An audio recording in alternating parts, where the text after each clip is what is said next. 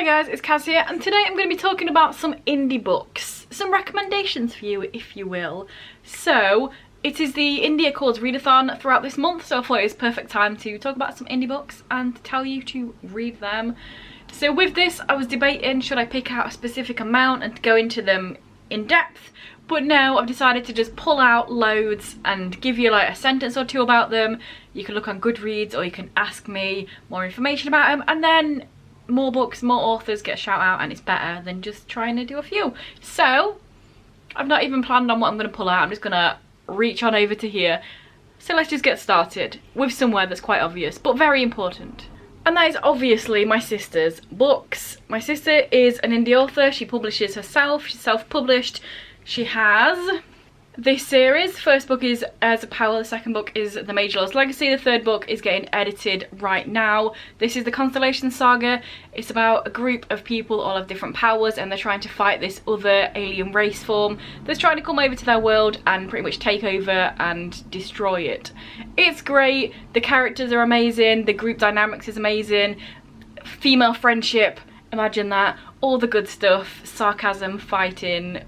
Just read it. It's great. Her other series out at the moment is the Mayamon series. This is the Cornelian Fox, which is number 1, and the Amethyst Panda, which is the second book. This is pretty much monster lit.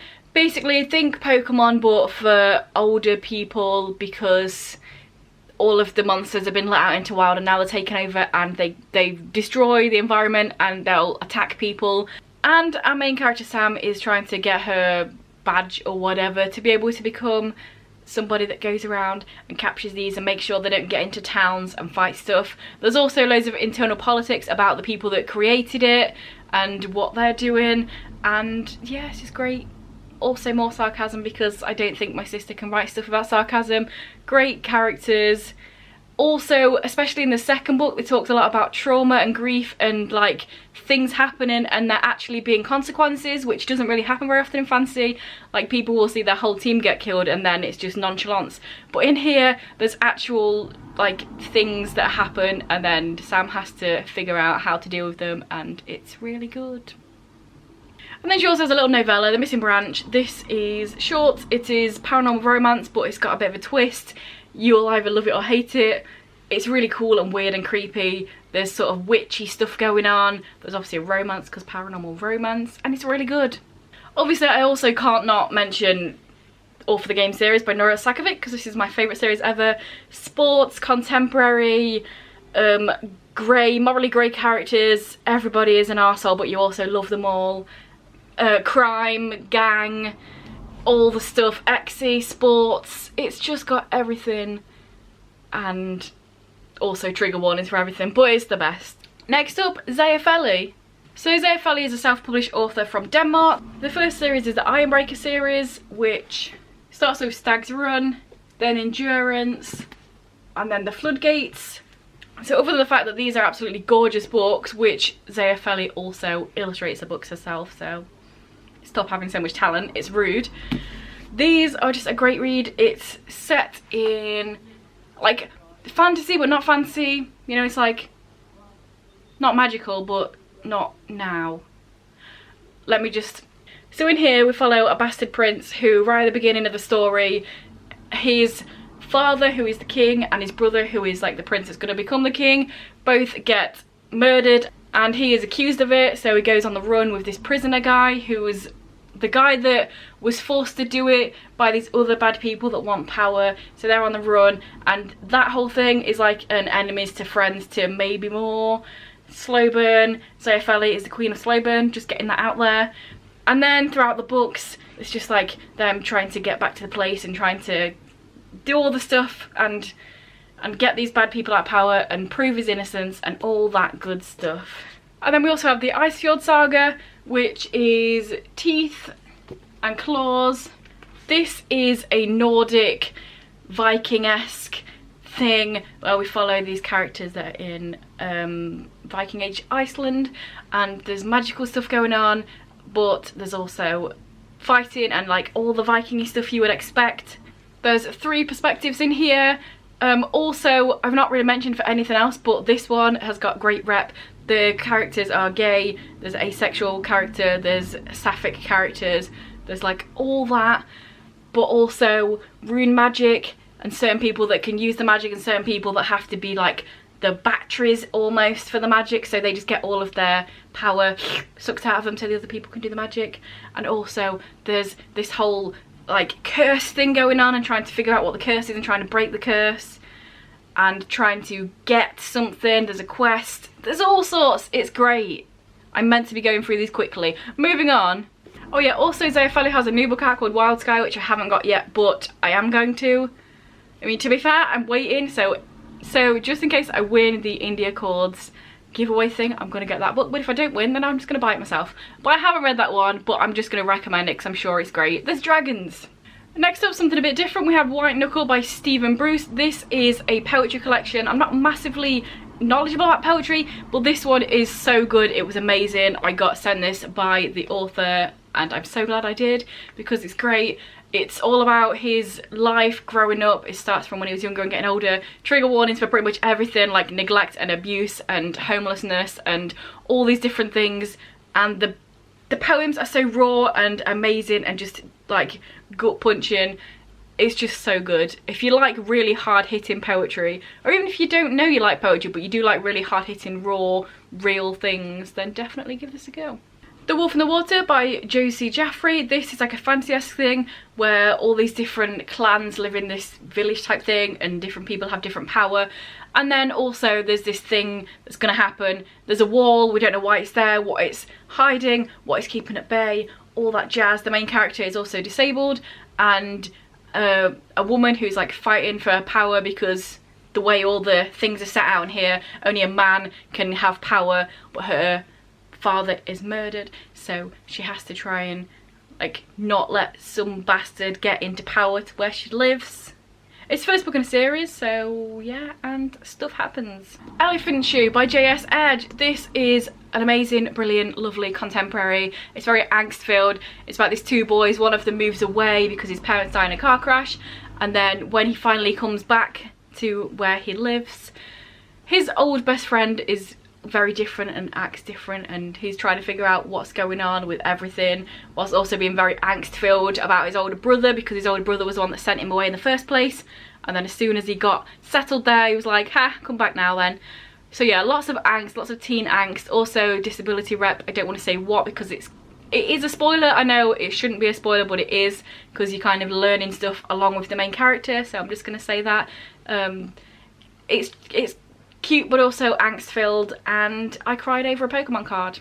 The Suicidal Peanut by Matthew J. Metzinger. This is quite a short one. It's contemporary, about this guy who goes to work at the gym. I think it's his uncle and his uncle's partner that own the gym, and then he's there and he's gay, and his uncle's partner is trans female, but his uncle also identifies as gay, and it's just really good.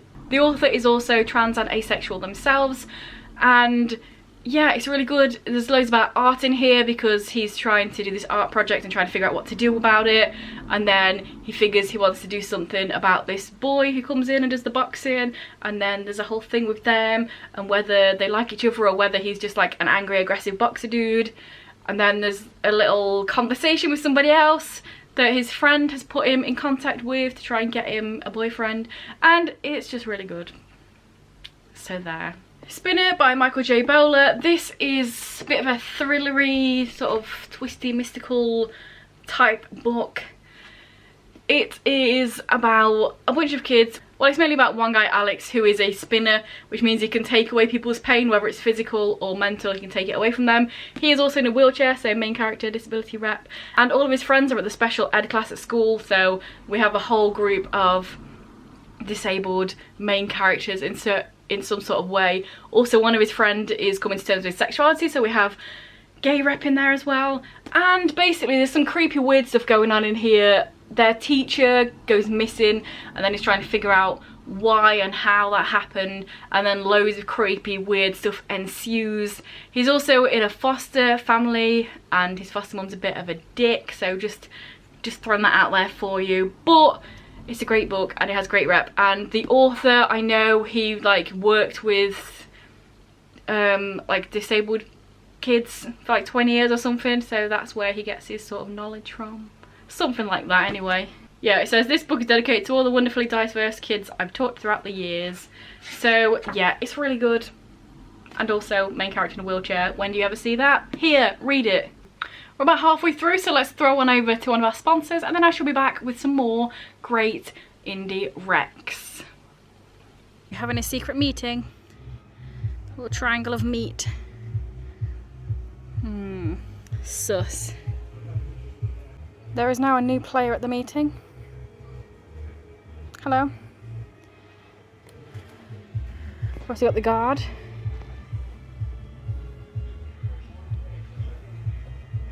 Sus. Very, very sus. Obscura Burning by Suzanne I always say this wrong. Obscura Burning by Suzanne van Ruyen. This is a sci-fi type of book. It's told in two different sort of split, what's the word I'm looking for? It's split between two different realities. So basically our main character goes from one to the other. It just happens randomly. There was a fire that throughout the book you figure out why and what and how that happened. And in one reality his boyfriend was killed in the fire and he's now going out with his best friend who's a girl because the main character is bisexual. And in the other reality his best friend died and his boyfriend is in a wheelchair now. Well, one of them he's got burns and the other one he hasn't. I can't remember. But anyway, it's really interesting the way it keeps flitting back and forth. There's this weird sort of a planet that's shown up and you can see in the sky, and that's the what's kind of changing reality and making stuff flick from one to the other. So yeah, it's different, it's cool, it's interesting. There you go. Nina Rossi, we have Fjord Blue and Supermassive. Both of these are set in Norway. I love Norway, I'm Norway trash, give me it. They're both gay romances in certain ways. I think in both of them it's like an American character that comes over and stays in Norway. One of them, this one, Fjord Blue, the character's shipped off to Norway to his grandparents' house, and he has to work on their farm, and then like things start happening with the other farm guy that works there. And then in Supermassive we have a character that's coming back to Norway. 4 years ago he was there, and at the same time as him kissing a boy and having a really good time, his mum dies, so he has all these conflicting emotions and stuff, and he gets back in contact with people, and it was really good. So yeah, Norway contemporary, gay contemporaries. Why would I not love these? I do. Joanna Parkhurst. These are books that are not necessarily a series, but they're companion books. I actually read Thanks a Lot, Joanna Claire first, but Here's to You, Zeb Pike is technically the first one that came out, but it doesn't really matter. They follow the same characters, but in one of them it follows one of them and one of it follows the other. Sports, contemporary, hockey. In this one it follows a character who's got a pretty bad home life. He looks after his siblings. His parents are both sort of absolute dickheads and not good and don't look after them, and he's trying to keep like people from realizing that he's the one looking after the kids so they don't get taken away from him. And in this one there's also a few family problems. It's more about hockey in this one and keeping secrets. I think he doesn't want people knowing he's gay and stuff like that. So both of them are good. There you go. The Glass House by Suki Fleet. This follows a character who's lost and lonely, and then he strikes up a friendship and then a relationship with another boy at school. And it's all about him dealing with his trauma and stuff like that. He does art and he makes art out of broken glass, and then a trauma from his past comes back and stuff happens. I'm not very good at wrapping stuff up in a few sentences, or several sentences, I just can't talk. And then Heavyweight by M.B. Mulhall. This is about a boy who is a wrestler and he has an eating disorder, which is interesting because you don't really see male eating disorders very often. And it's all about him trying to keep his specific weight. He doesn't realise it's a problem, even though he's making himself ill and not eating properly and all that jazz. And there's also gay. Mia Carrick, we have The Red Sheet, which is about a bully who wakes up one morning and helps old ladies across the street. He's really nice, he's really good, he doesn't sort of remember being horrible, and he goes to school, and the boy that he's crushing on is also the boy that he's been bullying for ages. So it's all about his redemption and trying to make up for what he was doing and trying to figure out why he was acting like that and all that jazz. Not Broken, Just Bent is about two friends who are friends at the beginning. I think they come together and eventually become more. And one of them has a really horrible home life, so it's all about like trauma and stuff. As you can tell, I read a lot of random trauma-filled contemporaries. I just like crying at books, I'm sorry. But all of them always have a happy ending, just so you know. Most of the time. But yeah, I remember this one being really good. And also, the voice in here is really good. It just like feels like a actual person. The way it's written, it just feels like a real person. So yeah, there's another one. And Sound of Silence, this one I'll wrap up at the end of this month because I read it this month. And this is about a guy who is selective mute, and two siblings come and live in the town, and they all get together and go on a road trip and try and figure out why he's selective mute, what happened in his childhood that made him like this. And there's also just, again, trauma throughout. He's got this whole thing going on. The siblings are rich, but their parents are really like blasé and don't really care and just throw money at them rather than love and attention and happiness. And the girl of the siblings, is a boy and a girl, has recently been raped and she's dealing with all that. So yes, lots of trauma, but a good book again, and also selective mute rep. Sidemen by James Eric. This is another of the Viking-esque Norse sort of thing, also gay like the other one.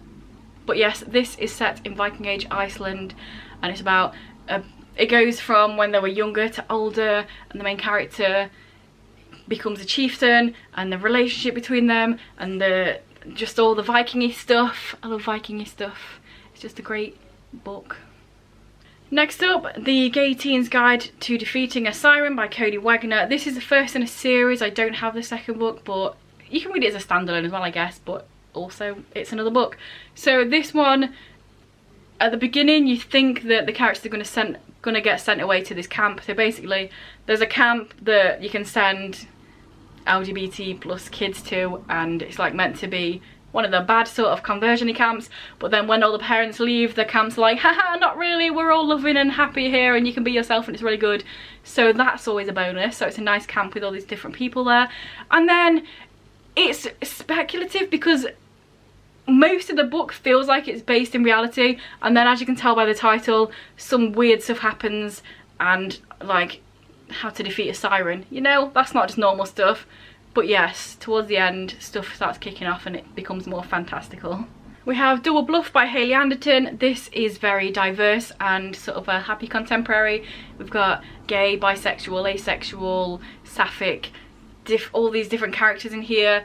There is a fake dating thing, but it's between characters that both know that stuff's not going to happen, like a boy and a girl, but I think both of them are either gay or lesbian or bi or whatever.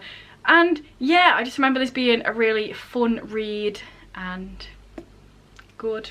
Also have Long Gone Done by the Etherington brothers. I brought this one here because I went to a comic convention a few years ago and they were there selling them, and they just seemed like really cool people and they were talking to me for a while, so obviously I had to buy one of their comics. And also got a little illustration of one of the characters whilst I was waiting, and got it signed. Fun times. But yeah, this is just a fun comic for all ages. Kids and adults could love it. It's kind of got similar vibes as Asterix and Obelix, I think, like the style in here. And there's a bunch of characters getting up to all sorts of nonsense. So our main character thinks he's going to drown in some soup, and then he's transported to this different weird world, and then stuff ensues. And then last but not least, I could probably say more, but you know, we'll be here forever. I'm going to say Last Winter's Snow by Hans M. Hershey. This is, I think he's a Swedish author himself, but it's set in Sweden as well, and it spans like, I think it's about 20 years, and it's this gay couple. One of them's Swedish, one is Sami. If you don't know, Sami people are the indigenous people of like Scandinavia, and I think there might even be a little bit in Russia. But it's about those two characters getting together and then just their life throughout these 20 odd years and how different things change, like the AIDS epidemic, and then like stuff becoming legalized and gay relationships becoming more accepted and all that jazz. So it's like, it's a character study on these two characters spanning through their relationship.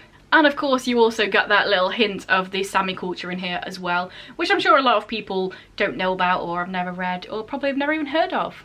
So there you go.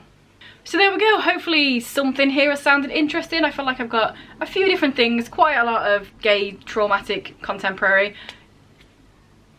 stars, but have some fantasy in there, some sci-fi, you know, some poetry, imagine that. So hopefully something there piqued your interest. Let me know down below any of your recommendations for indie reads, or if you've read any of these, if any sound interesting. Just let me know down below. I do have some on my Kindle that I probably could have mentioned as well, but it's effort to remember them. So yeah. If this is your first video by me and you enjoy it, then please check out some of my others. And if you continue to enjoy, then please subscribe, that'd be awesome. Anyway guys, I'll see you in a few days with another video. Bye. Very, very sus.